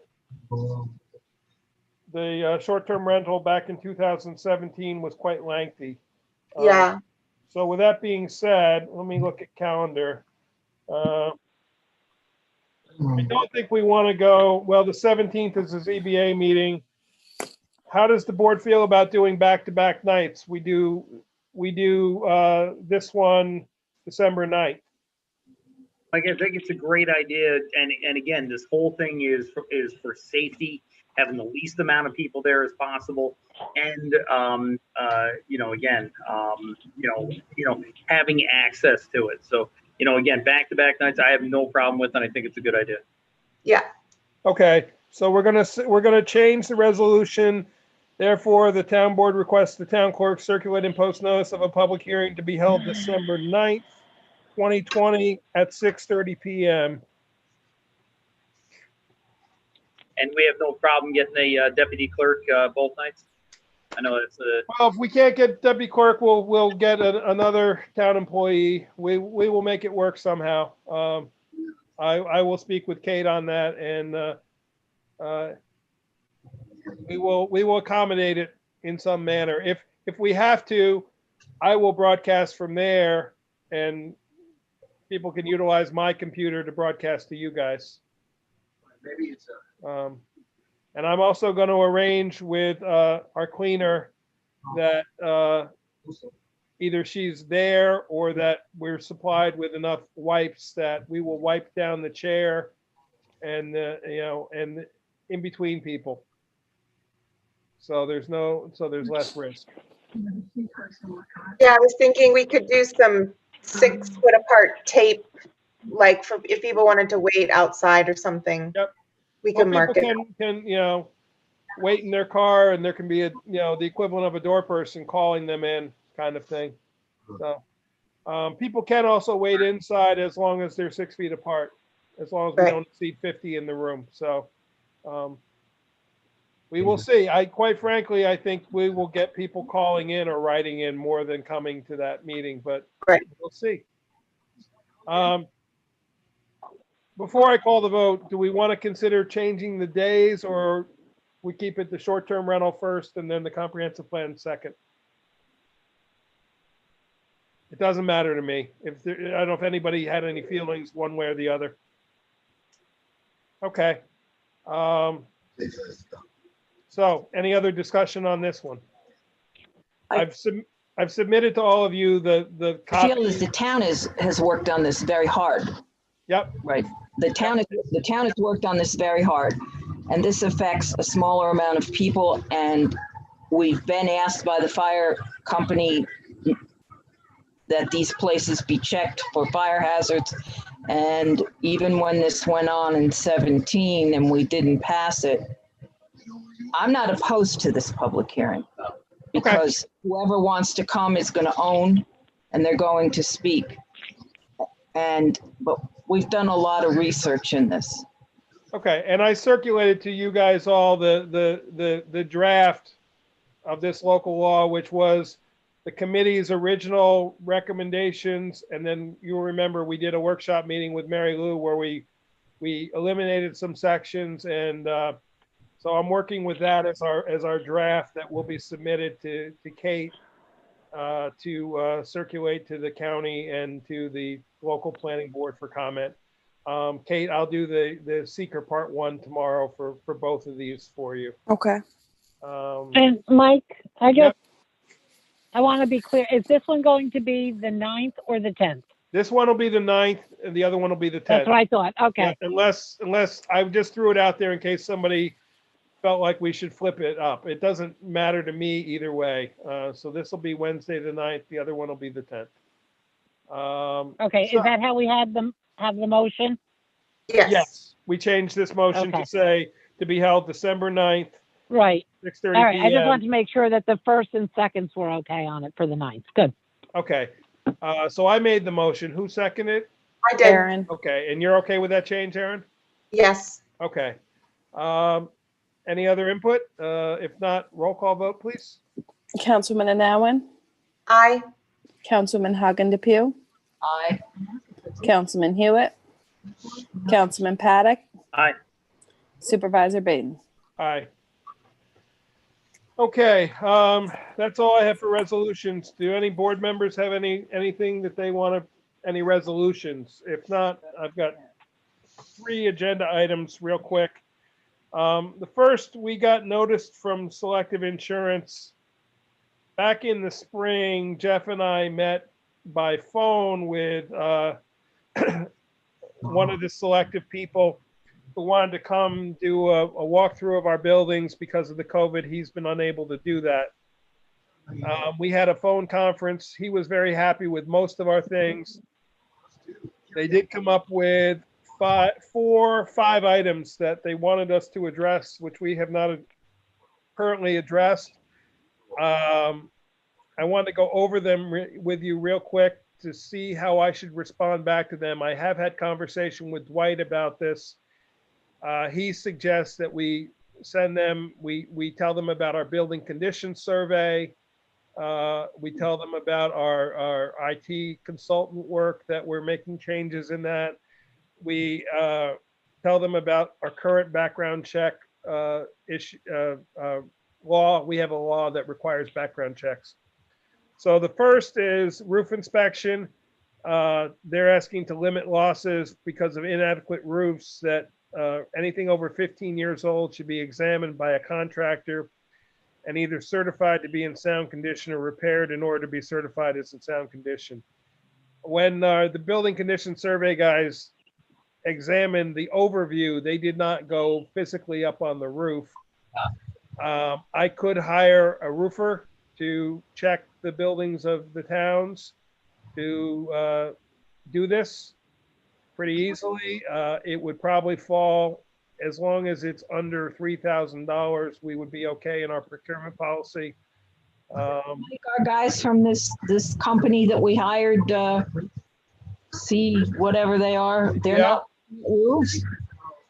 They might be. We didn't hire them to do a specific analysis of an individual item like this exactly. We can wait and see what the response comes back from them. The response from them may address this. So So if you have a bad roof, you're not going to have a good building for very long. So you think they look for the top down. agreed. My point was that they did not. This building condition survey was not at this level of detail, that they went and examined shingles and things like that.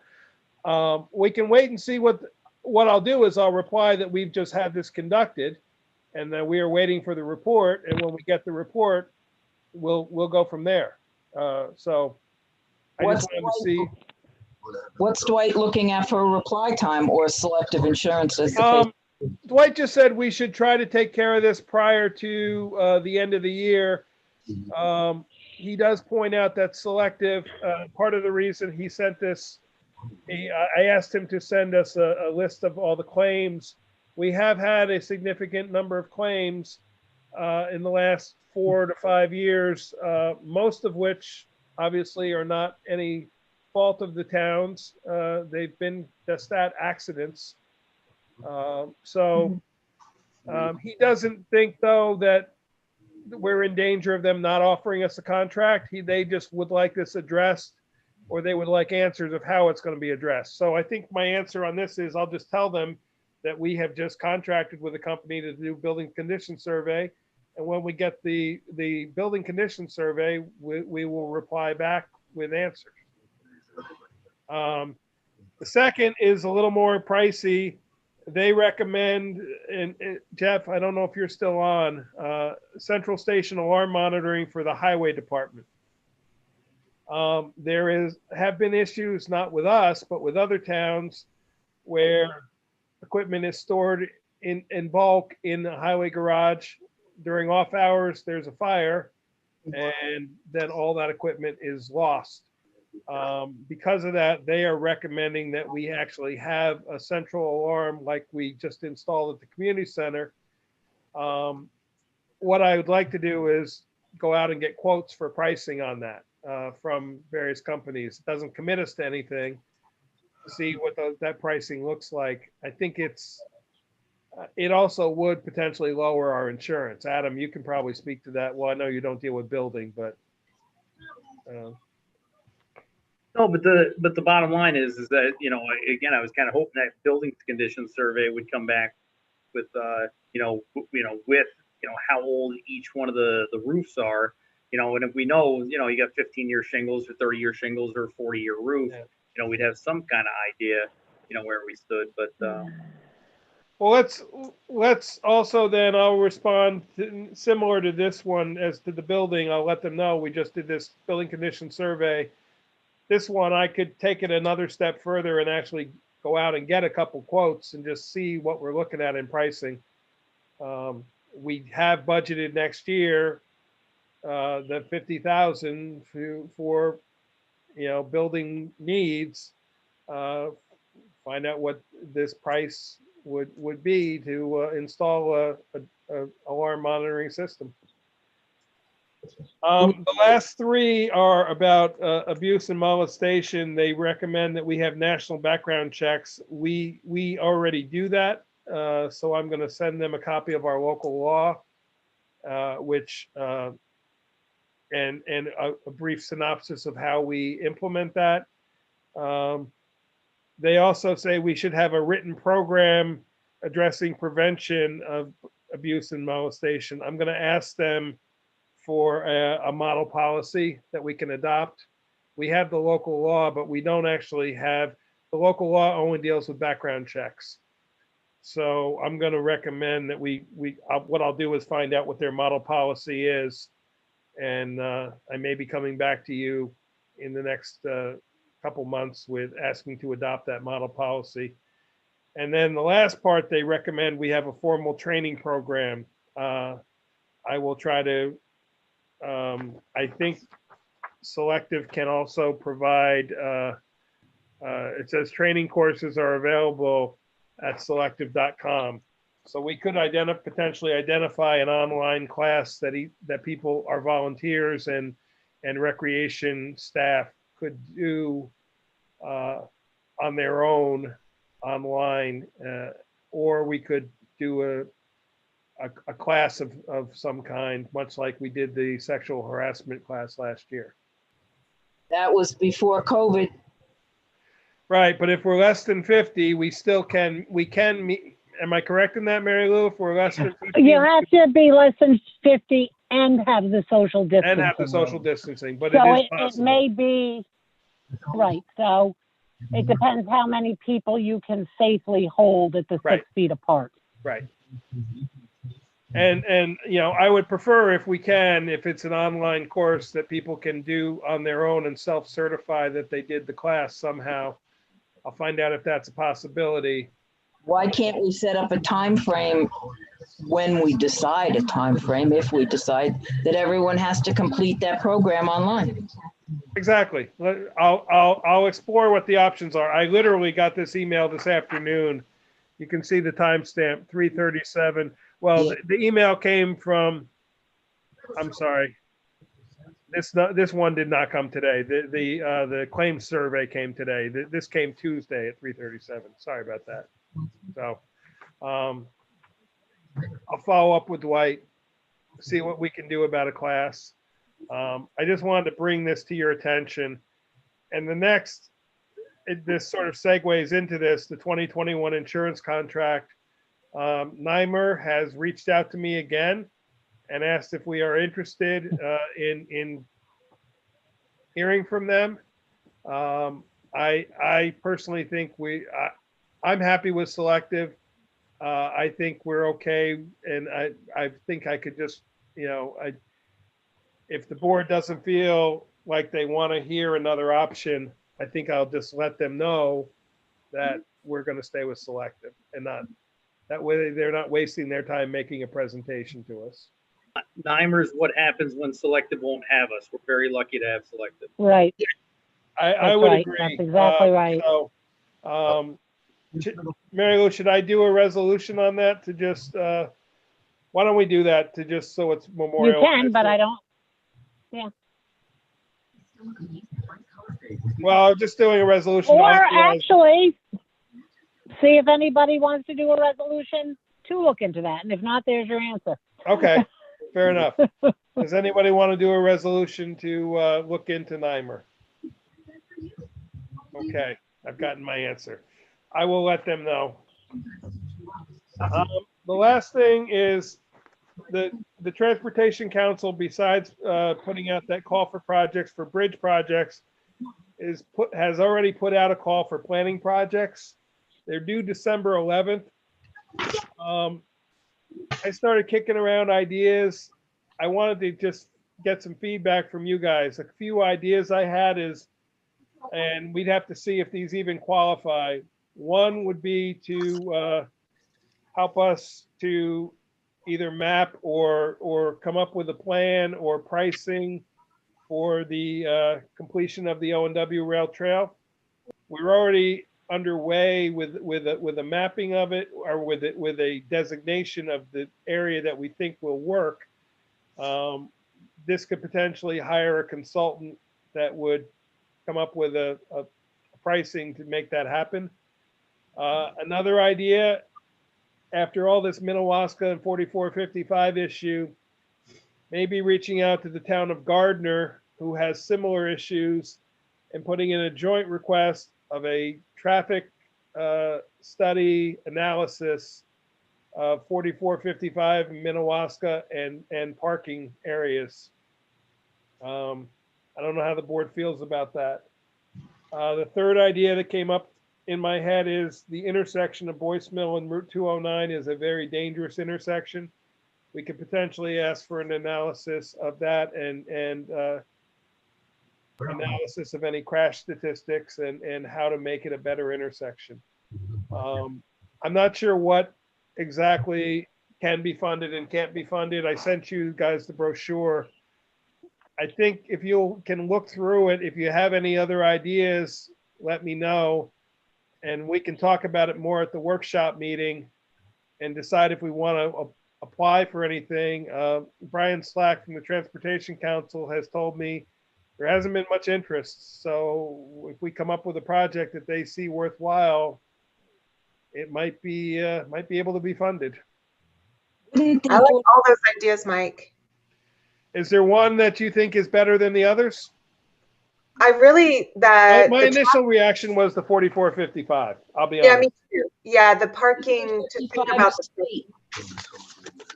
And I think we can frame that from multiple agencies. I can probably get the Parks Commission to sign on to the request as well. So potentially between us, Gardner, and Rochester, Rochester, Gardner, and the parks, it may, and I will say I approached Brian with the concept of it, and he said it's an interesting idea. I'll have to think about it, and I haven't heard anything back from him yet. But I also know he's been really busy. So if there's monies available, why not keep it in the town and do the Boyce Mill 209 study?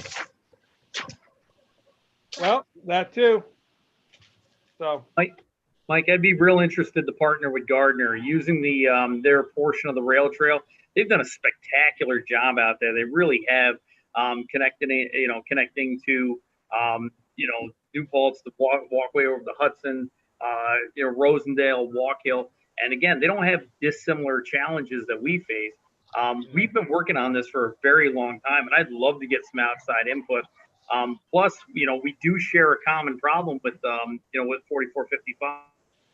So, like I said, that was my initial thought, and then I thought of the rail trail, which filling that gap. But that gap, we've already been studying it for a long time, and we're kind of moving forward, and we may want to move forward a little bit more on our own before we start. Because the one thing is, if the county does this, the county takes over the project. It becomes the county's project. So I don't even know, I'll have to find out if that kind of traffic study would even fall under it, 209 Boyce Mill. I mean, that intersection is a very dangerous intersection. But I'm saying, 4455 is state, no matter how you.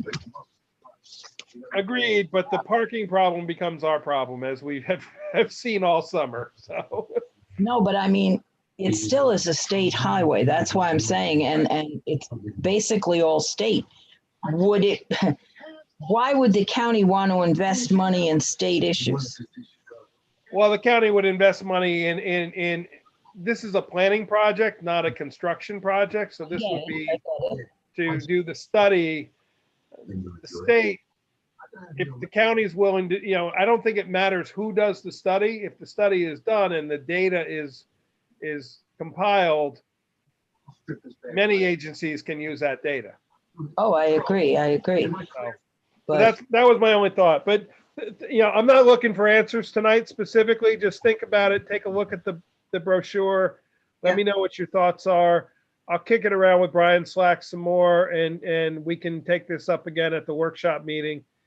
that still gives us plenty of time to put together the actual application. Is fairly straightforward. It's a few pages long. So that's all I have. Does anybody else have anything else they want to bring up? If not, I'd ask that we adjourn. And I'm going to add a name to this, and my apologies that I forgot. Diana Banks. Diana ran Diana's Cat Oh. Shelter in High Falls for years. And on a personal level, she was one of my instructors when I went to SUNY New Paltz in the theater department there. Has a long history of work in the theater business as a professional dancer. Yep, taught my children dance. Yep, played Mammy Yoakum all over the country because Diana was short in stature and perfect for that character in Lil Abner. So she is sadly missed, and I just want to make note of her. Also, what I've started doing is from the local obituaries have been listing the residents of our town. Some of them may be in Wawarsing because they may cross over the Kerhonkson line, but the Reverend Stephen J. Hansen, Ryan Pomeranke, Ralph Donnelly, Arlene Vandermark, Julie Bartle, Kenneth, and B, I'm going to ask you how to pronounce the last name, P-A-E-S. Pays. Pays. Thank you. William Ellsworth, and also we continue our thoughts for all suffering from COVID-19 virus. So I'd ask that we adjourn in those people's memory. So moved. A motion? So moved. Okay, and a second? I'll second. Okay. Thank you, everybody. Thank you. Good night. Good night.